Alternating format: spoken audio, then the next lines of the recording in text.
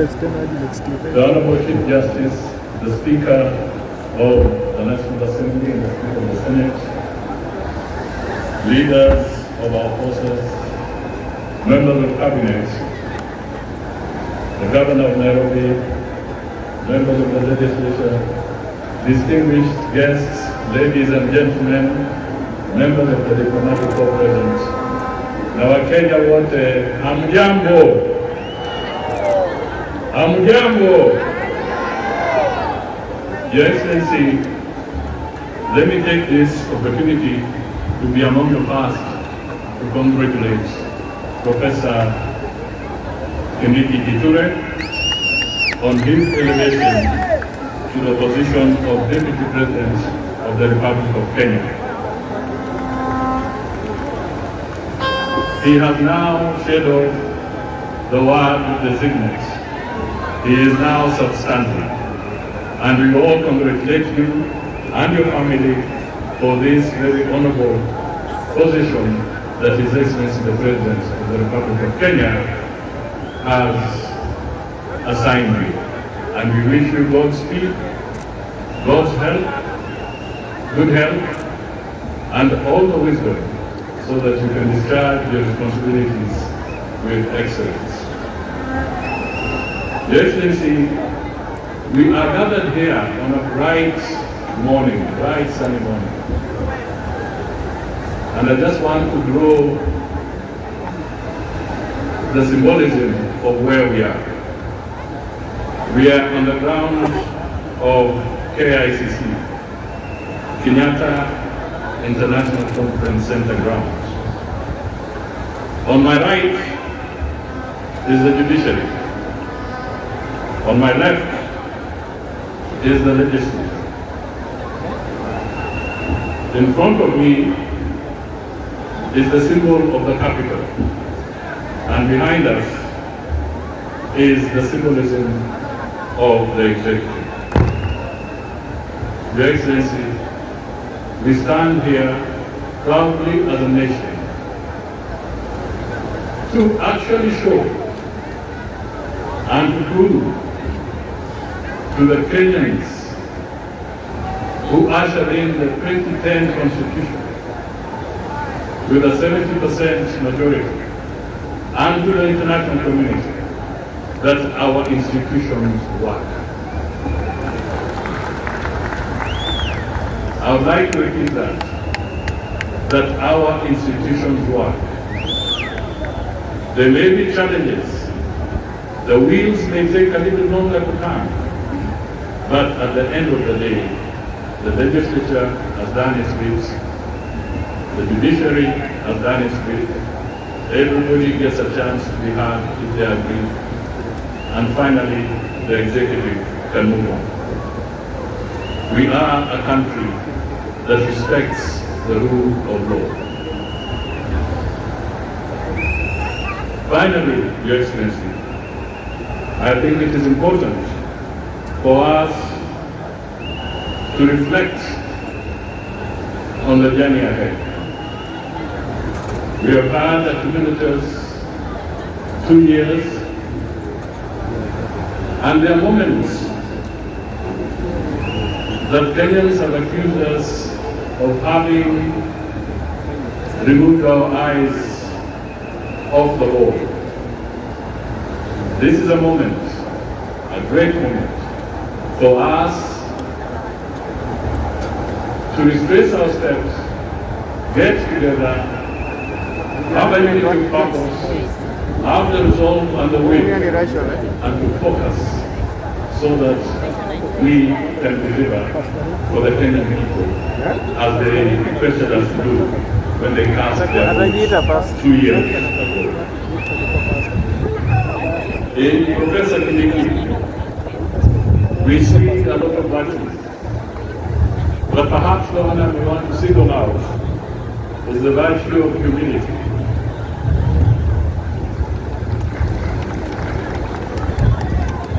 And simplicity. He does not walk around with airs around him. This is a very important virtue. If as a nation we can embrace humility, we will go far.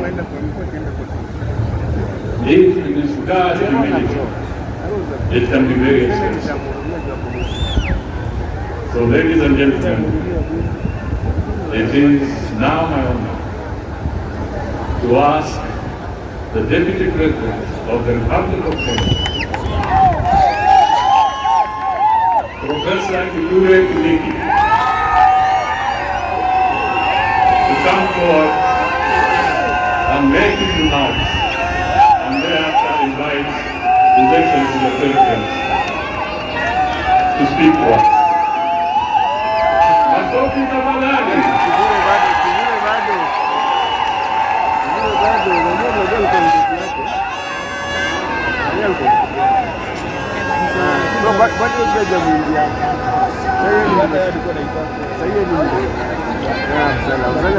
Your Excellency President William Ruto,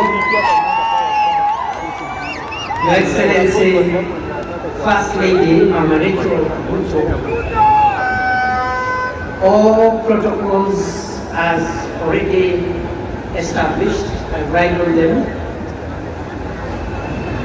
No arms of government or agencies and representations of foreign and friendly countries present. Excellency, sir, words fail me to explain how grateful I am today. I'll say that I'm grateful to Almighty God who orders the steps and the affairs of every human being on earth. I am grateful to you, sir, for the honor you have given me to serve under you. Excellency, I've been your political student for nearly 20 years now, and nothing in the political space has helped me to pick up lessons more than the years that I have worked and served around you in various capacities. Therefore, Your Excellency, I'm grateful for the honor which you have given me. I promise you, for this congregation, for God, I will not let you down for the privilege of Excellency, sir, in the same breath of gratitude, I am grateful for all the institutions who have facilitated this process, including the ceremony we are having today. And I want to agree with what my elder brother, His Excellency Mr. Ruto has said.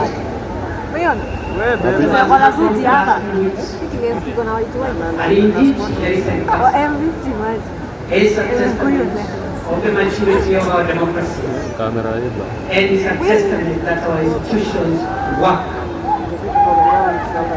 Excellency, sir, allow me, having gratitude, also to thank the very many people whom I have had to learn from them. I may not enumerate all of them, but I've had the privilege of learning from so many great people.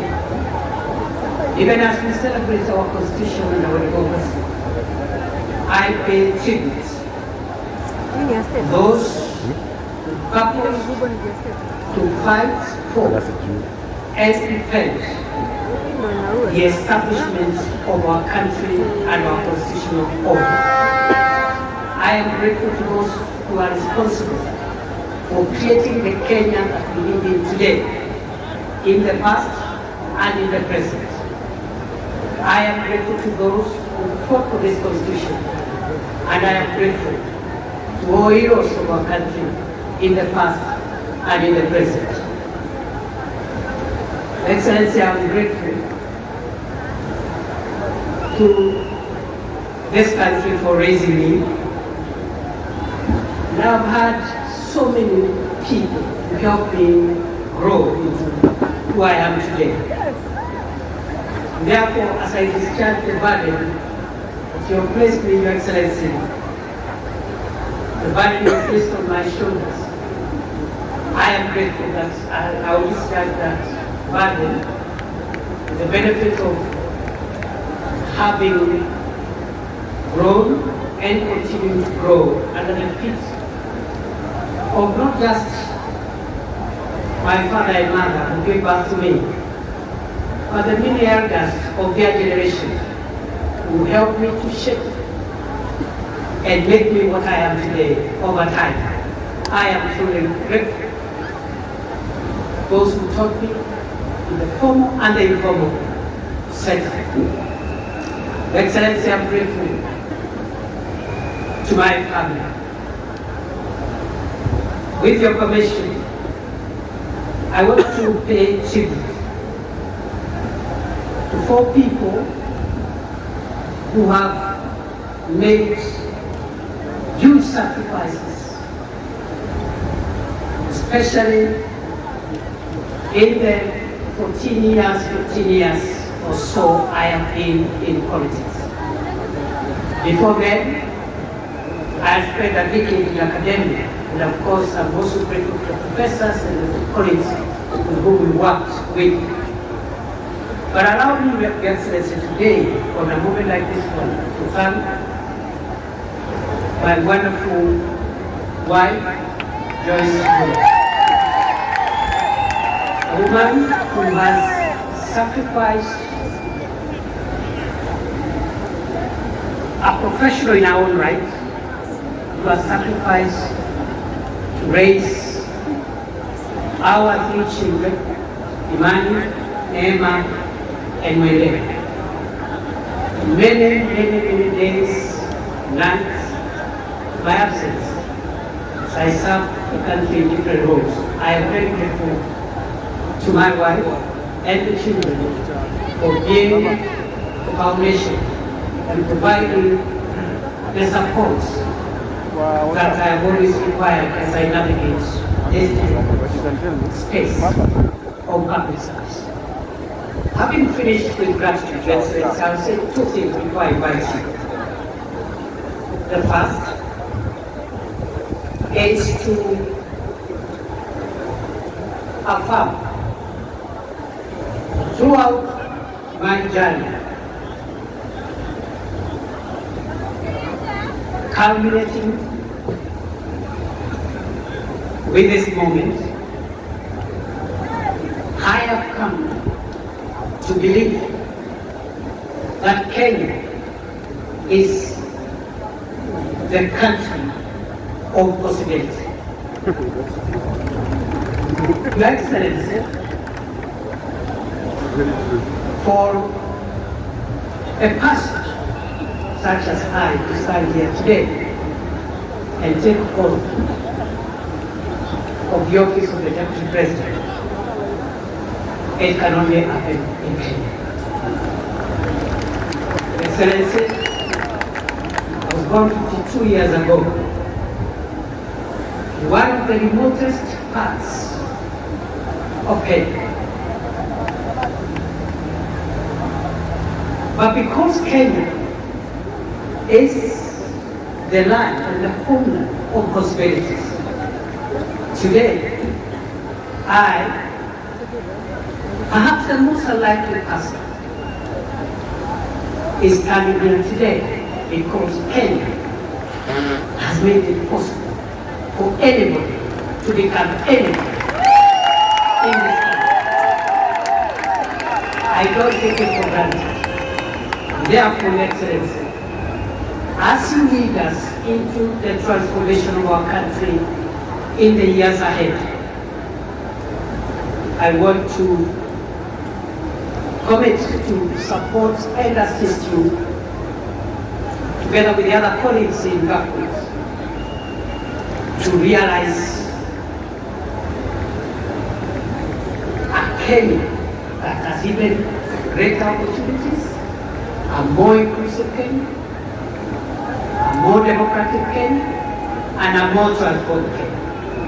Your Excellency, I'm grateful because of the opportunity that Kenya provides for anyone to aspire to be anything. Therefore, there is no reason going forward why any person from anywhere, from whatever community, creed, religion, should not aspire to become anything in our country, because I am a testament that Kenya is the homeland of prosperity. Finally, Your Excellency, I have reflected on the words of the oath of office I've taken, both the oath of allegiance and also the oath for due execution of the functions of the office of the Deputy President. And in that regard, I want to commit you as I end my remarks. I want to commit to you before this congregation and before the Almighty God, who is acknowledged in the Constitution, that I will serve under you and provide you with the assistance and support you require to take this country to the next level. I commit I will be loyal and faithful. I will try the best of my ability to work hard together with the other colleagues to lighten the burden that you carry on your shoulders, Your Excellency. And therefore, I think for me, today is, if I may say so, a day when I have received the highest honor yet of my life. And I don't take that for granted.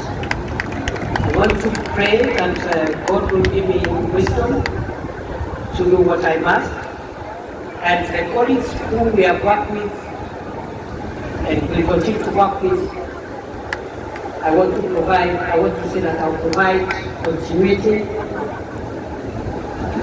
so that we can be able to all work together and deliver for this country. I forgot, Your Excellency, to thank, when you gave me the task, the last 2 years of serving the Ministry of Interior, there are wonderful people whom I have worked with. Now, the police, the prisons, immigration, and all the departments and agencies in the Ministry of Interior. The little successes that we could have achieved, I attribute those successes to my colleagues. There have been a few challenges. I take responsibility for those challenges. Your Excellency, with those many remarks, thank you very much for giving me this privilege. And I now want to request that we be upstanding as we invite His Excellency President William Ruto to come and address us. Moja, mbili, tatu, ingine.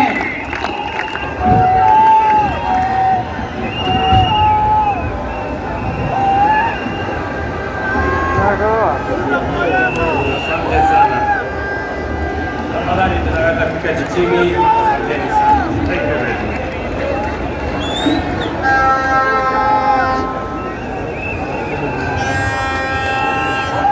Your Excellency, Abraham, Kindiki,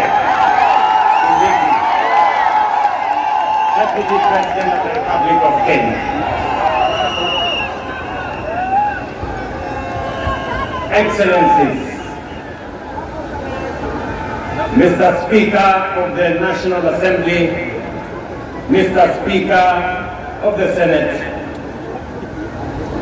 our sister, your leadership, the Chief Justice of the Republic of Kenya, members of the judiciary, members of the executive, members of the legislature, fellow Kenyans, hamjambo.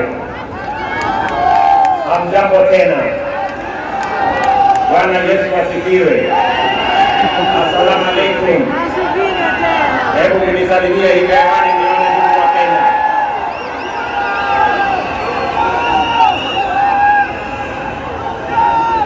I am proud to witness the swearing in of the Honorable Abraham Professor Kindiki as the third Deputy President of the Republic of Kenya under the 2010 Constitution. I know him as a dedicated professional whose commitment to excellence has helped us overcome daunting challenges, and as a tireless public servant on the path of national leadership. Abraham is also a patriot whose dedication to cohesion, national unity, and inclusivity is beyond reproach. An effective champion of peace and stability, and across every part of our country, and a loyal steward of our bottom-up economic transformation agenda, whom together with many others we crafted to take our country to the next level. Over the past 2 decades, I have had the privilege to witness Professor Kindiki's work as a professor, litigation lawyer, consulting attorney, senator representing Tharaka-Nithi, majority leader of the Senate, deputy speaker of the Senate, and most recently as cabinet secretary. I can confirm that in all these roles, he has demonstrated exceptional dedication, high competence and professionalism, and consistently delivered results beyond expectations. Professor Kindiki is a highly qualified and outstanding scholar, advocate and public servant, whose career has been defined by exemplary achievements which demonstrate his vision for positive change and commitment to high standards of efficiency in the performance of his duties. At this stage of the implementation cycle of our national transformation agenda, the people of Kenya require a patriotic public servant and a consummate champion of our constitutional dispensation, our broad-based national governance framework, and the bottom-up economic transformation agenda to support the cabinet and the presidency in delivering in full and on time. This moment calls for an individual who takes pride in a job well done, and is humble enough to be a loyal servant of the people, and who is selfless enough to reach out and mobilize the entirety of government towards delivering for Kenya. Experienced enough to understand the importance of engaging all sectors of our economy to drive transformation, and committed enough to serve professionally, with loyalty, and most importantly, with integrity. I am delighted to affirm that our coalition, and indeed our nation, is blessed with many professionals who meet all these criteria. Among them, Abraham Kindiki stands out for his exceptional qualifications, extensive experience, and wide-ranging accomplishments. I am honored that he is available. He has told me he is ready, and I know he is willing to serve as my deputy. Professor, my young brother, let me call you Abraham K. or Abraham K. Welcome to the service of this great nation, Kenya. And let me say this, I have heard you clearly when you took your oath of office and the oath for the due execution of your responsibilities as Deputy President. You have said two fundamental things in your oath. Kenyans were listening, I too was listening. You said that you will serve the people of Kenya and the Republic of Kenya. Abraham, please serve the people of Kenya and the Republic of Kenya.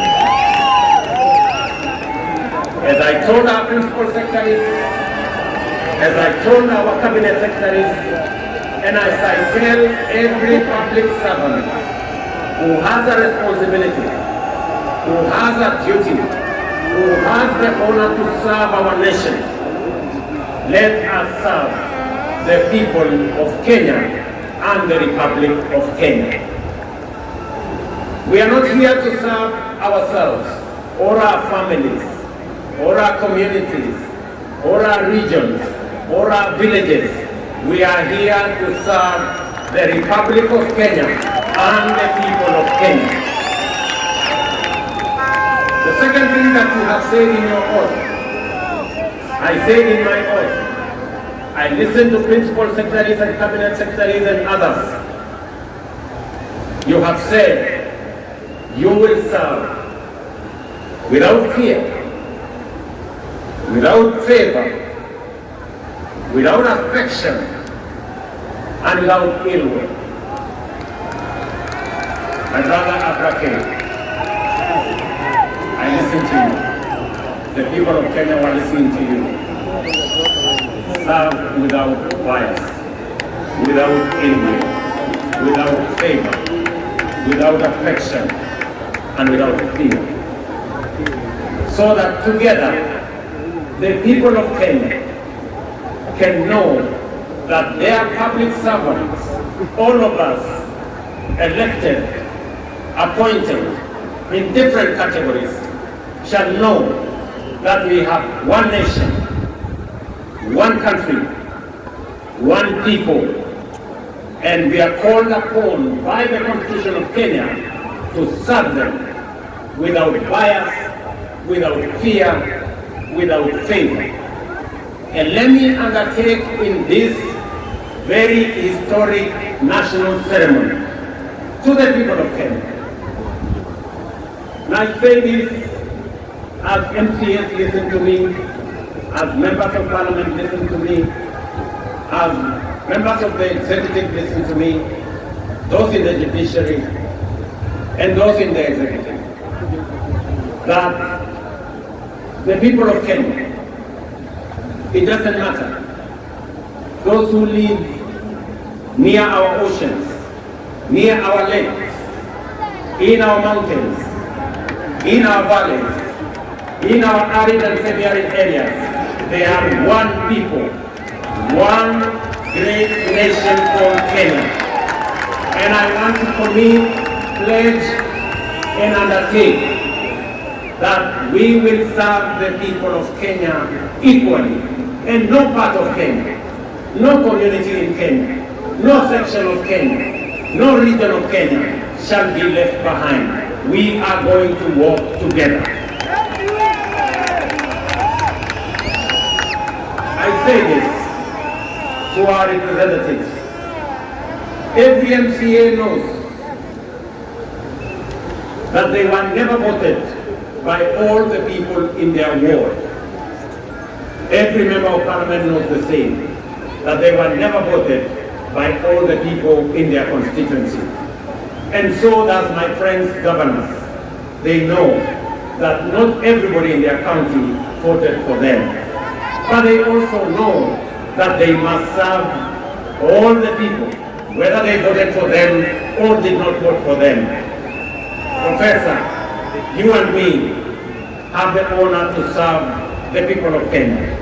And as I have said before, we will serve the people of Kenya equally, those who voted for us and those who did not vote for us. The government of Kenya equally belongs to all the people of the Republic of Kenya. Let me also say the following, because this is a very important occasion. To underwrite that our judiciary works, that our legislature works, and we will make sure that our executive works and serves the people of Kenya. I know that we've gone through a journey, but in this journey, we have affirmed to both ourselves as the people of Kenya, to our friends, and to the international community, we have affirmed that Kenya is a constitutional democracy founded on the firm foundation of the rule of law. We believe in freedom, and we believe in making sure that no Kenyan and none of us is left behind. Today we stand here as a people, united, peaceful, because we are a democracy. We believe in our constitution.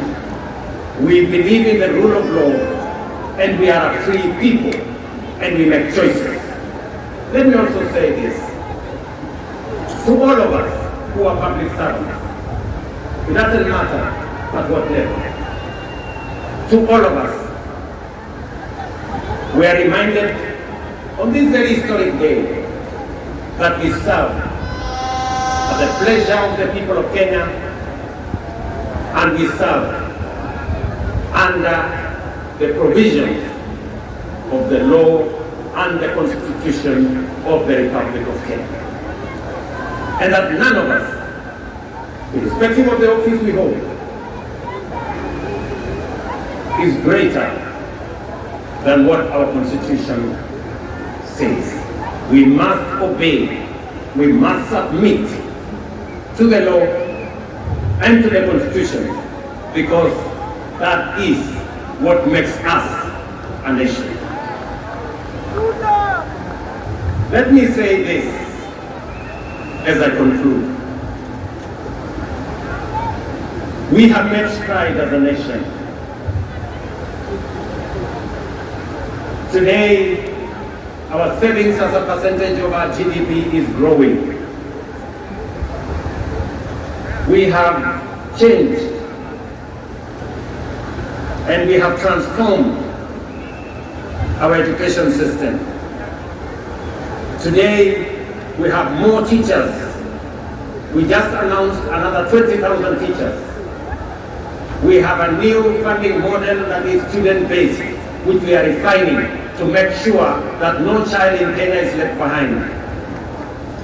My dear Professor Kindiki, I need your voice. I need your intellect to help me and to help members of our cabinet to profile the things we are doing, to speak to the things that we are doing. I have almost become a lonely voice in the executive, especially the presidency, speaking about our projects, speaking about our programs, elaborating on what we are doing. You are eloquent, my brother. You are intelligent, my brother.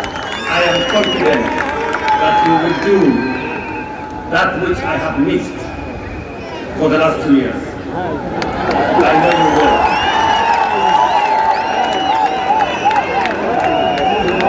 We have a huge program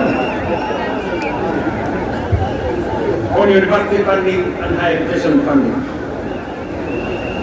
We have a huge program that today our farmers across Kenya have access to fertilizer. We have a huge program on expanding our irrigation. We have a big program on what we are doing. We need your voice, and we need the voice of those of us in the executive to provide leadership and to see to it that indeed we achieve what we wrote into our Constitution. Today, as we wrote in our Constitution, Kenya Power has turned around and today is a profitable company. So is Kengen, because of the stewardship that we have put in place. My brother, our manifesto is elaborate. Our manifesto is transformative. We are implementing it page by page, paragraph by paragraph, chapter by chapter, because we have to transform this great nation, and failure is not an option. We must. We have a big program on rural electrification to connect close to 300,000 homes across Kenya. I need your support to the Ministry of Energy, who are doing a wonderful job in our exercise. We have a big program on markets across Kenya. We have a big program on housing across Kenya. Today, we have 160,000 people working in a housing program. By December, actually next month, we will begin to hand over the first 1,000 houses under our program. Under the program that will make ordinary people, Mama Mboga and Boda Boda, pay 3,000 shillings every year and access housing in the Republic of Kenya. My brother, let me tell you, our universal health coverage is underway. A bit of challenge initially, but now we are moving. And I want to tell the people of Kenya, we are going to transform this nation. And we have the team. And Professor, welcome to the team that is going to transform Kenya into a great nation that is going to make every Kenyan proud. Let me conclude by saying we have what it takes to transform the Republic of Kenya. And I am committed to making sure that whatever it takes, whatever decisions that have to be made, we will make them so that our nation can truly be transformed. As I talk to you, 10,000 young people are now engaged in climate works in Nairobi. We intend to take that in the next few months into 40 and 50,000 young people. And I commit to the people of the great city of Nairobi that we are going to clean the Nairobi River and we are going to transform it into a better, different causeway as we transform the city in the sun, the headquarters of the environment in the world where we have UNEP in Nairobi. We're also going to roll out the program that will make sure that we tap into the private sector and make sure that we can work through public and private partnership to make sure that we roll out some of the urgent, important programs that are important for the transformation of our nation. Let me conclude by asking all of us, members of the legislature, members of the judiciary, especially our investigative institutions, to make sure that we ensure that public resources are used efficiently, effectively. I call upon the Office of the Director of Public Prosecution, the offices of the PCI and the offices of the IG to work with the judiciary so that the corrupt can be firmly, decisively dealt with in the Republic of Kenya, and the citizens of the Republic can get their due in the expenditure of public resources. I know that of recent we have seen incidences of our girls, our mothers, our women who have been murdered in cold blood. And let me say this, that the DCI and all the investigative authorities in the Republic of Kenya must stand up to these criminals, and we must deal decisively and firmly. And I want to ask us as a society to be careful with strangers, to be careful with people who lure our girls, our women into situations that compromise their security. But we must be on the lookout, all of us as a nation. This is yet another moment. This is yet another beginning. And I am confident that we are going to take Kenya to the next level. Professor Kindiki, as you and all know, there is much to be done to fulfill our commitments and set our nation on the path to prosperity. I expect you to embark on your duties with dispatch and zeal. I wish you success as you begin your service in the high office you have assumed today. May God bless you. May God bless your family. And may God bless our great republic, the nation of Kenya. Asanteni sana, Mungu awabariki na tutasonga mbele pamoja. Asanteni. Naomba sote sasa tusimame wima kama ishara ya uzalendo wetu. Tumalizie kwa wimbo wa taifa. Wimbo wa taifa.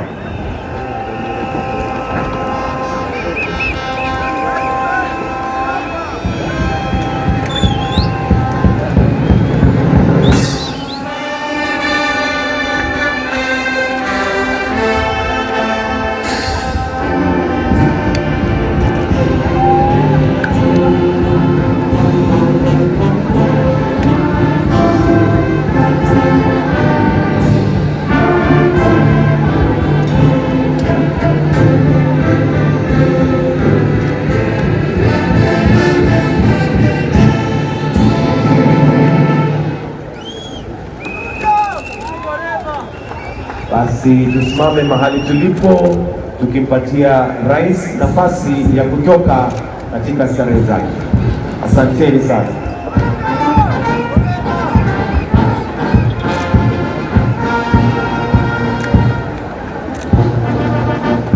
Tutamruhusu Mheshimiwa Rais aweze kuondoka na kisha Mheshimiwa Naibu Rais atafuata nyuma wakiandamana pamoja na viongozi wengine.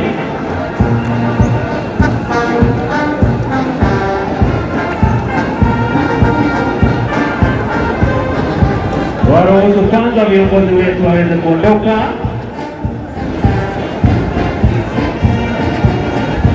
Ambassadors, please kindly follow behind the leaders. All our vehicles are on our right.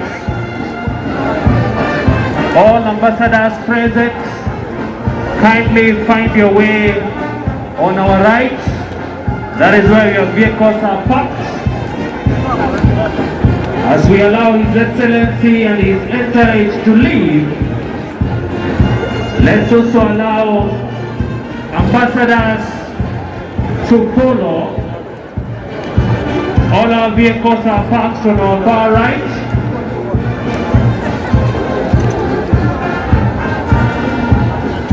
Waruhusu viongozi wetu waweze kuondoka.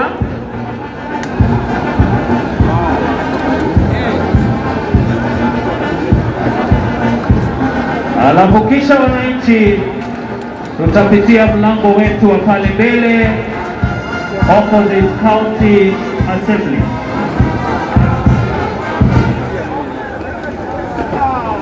Asanteni sana wananchi, tunapowaruhusu viongozi wetu kuweza kuondoka. Wengine wote tutatumia lango lililo nyuma yetu kando ya ofisi ya gavana tukaweza kuondoka, tunapowaruhusu wageni wetu kuweza kuondoka. All ambassadors kindly follow on your right. That is where your vehicles are parked towards the next destination. May we allow all ambassadors to please exit through our far right. Your vehicles are parked on that end.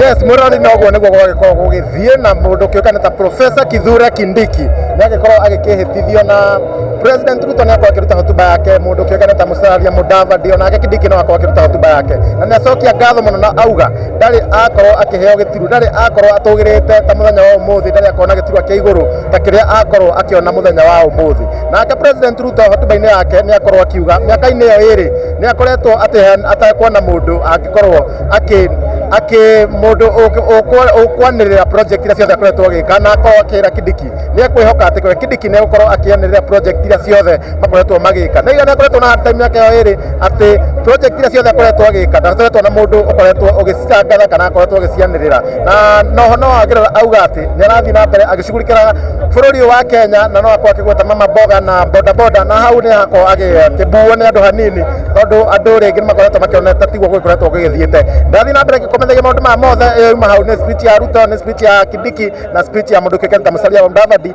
Ngai amurathime muno ni yorora nginya haha guo, na angĩkorwo werora video na subscribe ite ngakũhe subscribe. Ngai amurathime muno, ni ta Karanja wa Gatwara, ni handu-inĩ ha Chuma Moto TV.